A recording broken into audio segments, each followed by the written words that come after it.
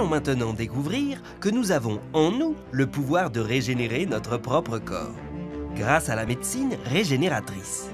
Le principe est simple, utiliser les ressources de notre corps pour le réparer. Ces ressources, ce sont les cellules souches, et nous les avons tous en nous.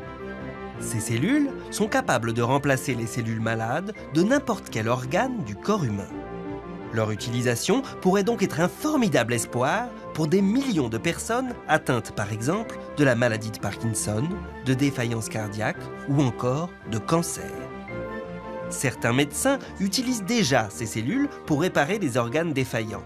D'autres, comme Anthony Atala, un des pionniers de cette nouvelle médecine, sont capables de régénérer entièrement des organes ou des parties du corps. Alors les médicaments de demain seraient-ils tout simplement en nous ? Les scientifiques ont cherché à comprendre pourquoi certaines espèces comme les salamandres avaient la capacité de se régénérer.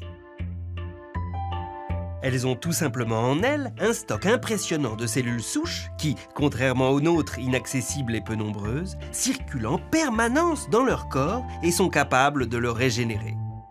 Mais qu'est-ce que les cellules souches exactement ? Les cellules souches sont les toutes premières cellules qui apparaissent après la fécondation. À ce stade, on les appelle des cellules souches embryonnaires, c'est-à-dire qu'elles vont devenir un embryon. Elles sont capables de se transformer en n'importe laquelle des 400 cellules que compte le corps humain, en cellules de peau, de cœur ou d'os. À l'âge adulte, nous conservons encore quelques cellules souches, en faible quantité, dans la moelle osseuse, mais aussi dans le sang, les muscles ou bien les tissus adipeux.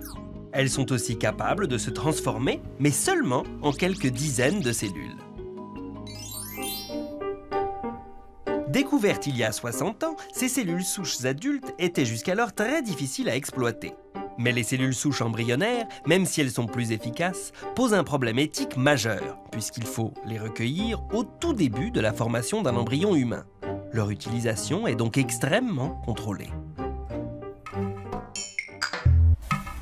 Les cellules souches adultes sont donc une vraie alternative. Les techniques se sont améliorées et il est aujourd'hui possible de les utiliser pour réparer nos organes défaillants.